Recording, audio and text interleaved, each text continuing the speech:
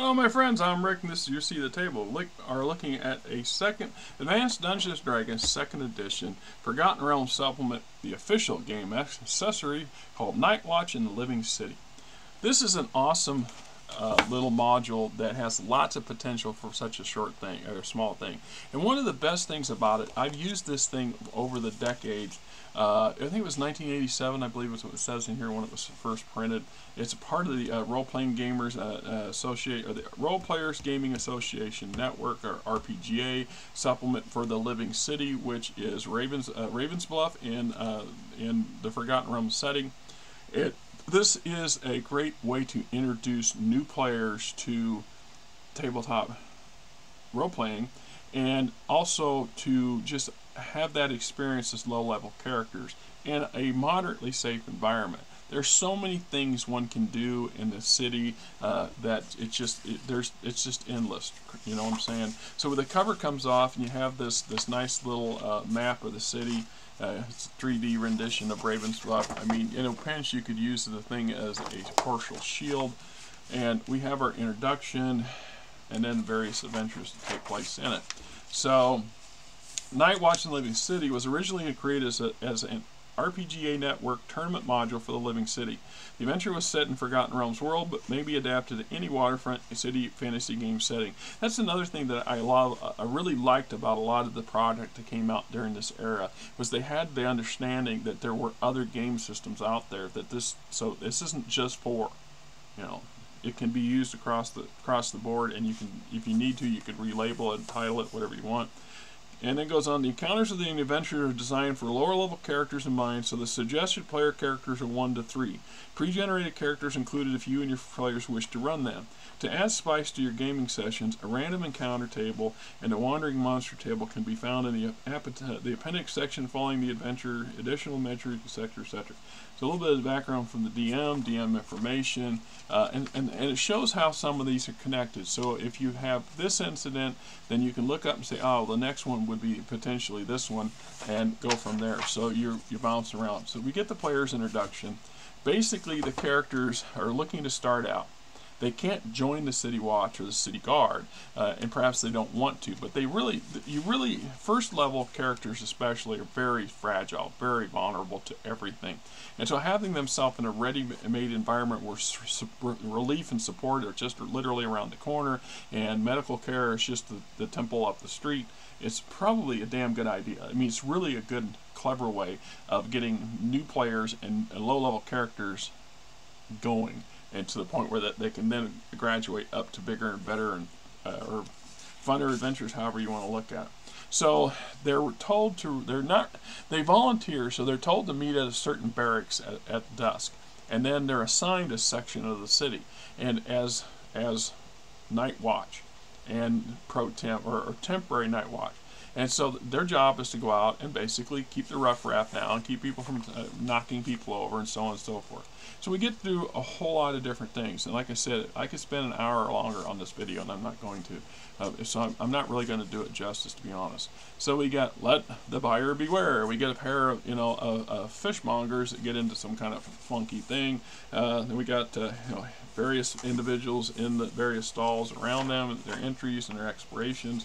What's going on here. We also have a couple new magic items that are apparently here for the taking or the finding. Then we get encounter 2, the right hand of the god wrestles with life. Alright, so basically a couple of druids are having a spat in an alley out back. A couple fishmongers are getting into a brawl with, or a fight with each other over something.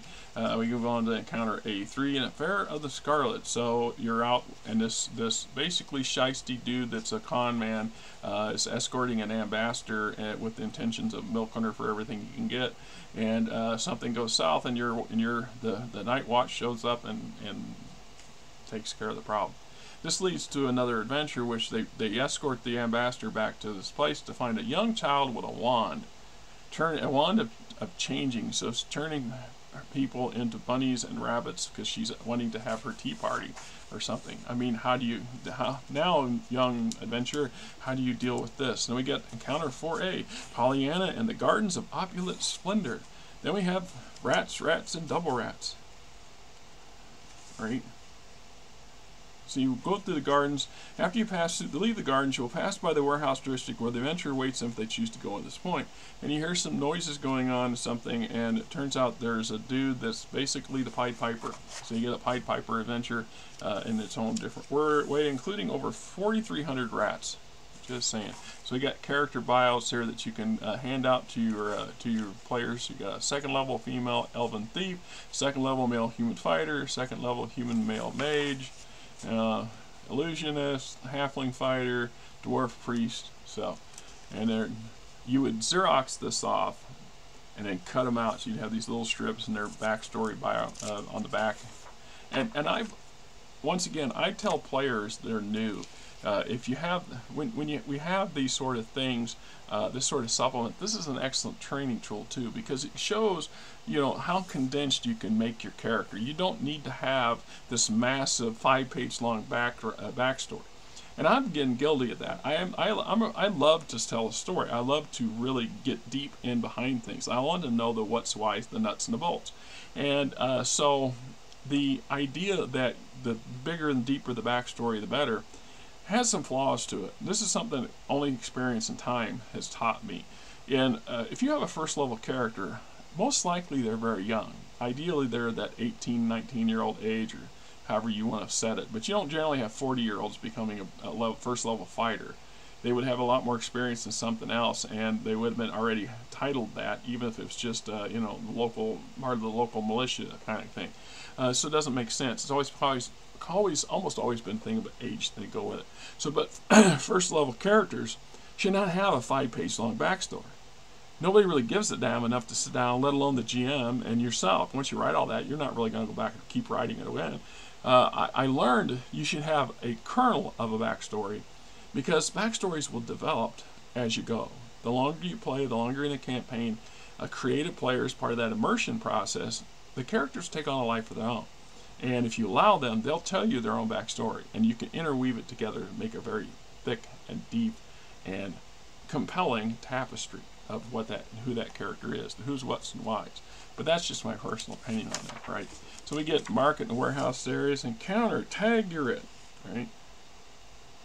So your characters come around the corner, the somewhat foggy, dark alley, street, and there's a sizable stone gargoyle that appears to be just laying in the middle of the street. Turns out it's a real gargoyle, right? Here's the fellow and all of his, the Pied Piper fellow and all of his rats. So now we get into block B, 3 Dog Night, searches a bedtime story, stakeout, old Jack the vampire hunter, right? Will the real Nightwatch please stand up, etc., etc. Go on and go forth. And it's, like I said, this is a very good, well thought out, quite extensive romp through a large Fey-run city. And great way to introduce a lot of characters and a lot of players to the concepts of role play and tabletop gaming that goes, all the mechanics and stuff that go along with it.